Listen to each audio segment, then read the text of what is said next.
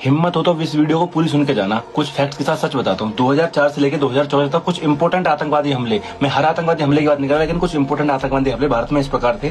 2005 Delhi bomb blast, Bharat की राजधानी पे आके आतंकवादियों ने हमला किया जिसमें 62 लोगों की मौत हुई। करने वाला कौन? लश्कर ए तैयबा, पाकिस्तान का। 2006 वाराणसी ब्लास्ट, मरने वालों की संख्या 28। करने वाला कौन? लश्कर ए तैयबा, पाकिस्तान। 2006 मुंबई ट्रेन ब्लास्ट, मरने वालों की संख्या 200। करवाने वाला कौन? लश्कर ए तैयबा, पाकिस्तान।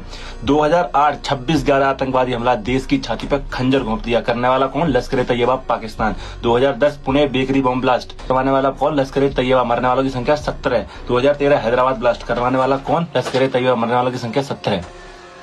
ये कुछ मेजर हैं जो अटैक किए थे पाकिस्तान ने हमारे ऊपर। चमचे और इस देश से नफरत करने वाले अब इस वीडियो से दूर भागेंगे। 26/11 आतंकवादी हमले के बाद जब एनएसजी कमांडोज ताज होटल में छाती में अपनी गोली खा रहे थे, जब गोली से गोली भिड़ा रहे थे, तब आपका सो कॉल्ड प्रधानमंत्री जिसको बनाने घूमते राहुल गांधी, वो पार्टी करने के लिए चला गया था। यानी कि उसके लिए इस देश के जवानों की जान से बढ़कर, इस देश में हुए आतंकवादी हमले से बढ़कर एक दोस्त की वेडिंग पार्टी थी। ये असलियत है। और अब मैं बताता हूँ आपको 2014 से लेकर 2026 तक भारत में हुए कुछ इंपोर्टेंट आतंकवादी हमले जिसमें कैजुअलिटी कुछ ज्यादा थी। सबसे पहला और मेजर हमला जो भारत पे हुआ था जिसमें कैजुअलिटी को ज्यादा थी, वो उरी आतंकवादी हमला। उसके बाद इस देश की सरकार और इस देश की आर्मी ने क्या किया था मैं आपको बताता हूँ। उरी द सर्जिकल स्ट्राइक हमने लॉन्च करी, जिसमें पाकिस्तान के घर में घुसकर आतंकवादी पिल्लों के संगठनों को हमने बर्बाद किया। बिना किसी कैजुअलिटी के हम वापस सेफली लौट के आए, ये हमने किया। दूसरा, जब 2019 में पुलवामा अटैक हुआ जिसमें 40 निर्दोष जवानों की जान चली गई, उसके बाद भारत ने लॉन्च किया था बालाकोट एयर स्ट्राइक।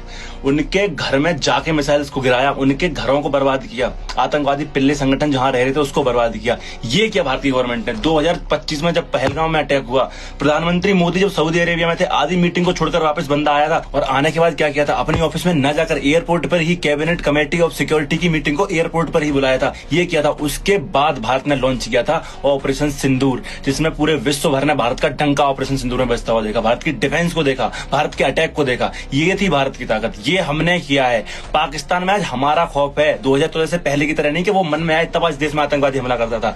आज घुसने से पहले सोचता है कि वो इंडिया है, गर्दन बचेगी नहीं। अब ये किया है हमने, लेकिन चमचे आर नॉट एक्सेप्टेड दिस, क्योंकि उन्हें वही चाहिए कि जो जवानों की गर्दन काटता रहे, जवानों पे आतंकवादी हमले करता रहे, इस देश की निर्दोष जनता को मारता रहे। उन्हें इस देश से प्यार नहीं है, बस एक पार्टी से प्यार है जिससे फंड मिलता है। अब चमचे आएंगे प्रूफ करने के लिए। बाकी अब मैं तुम पर छोड़ देता हूं इस वीडियोस को। शेयर करना मत करना। जय हिंद, जय श्री राम।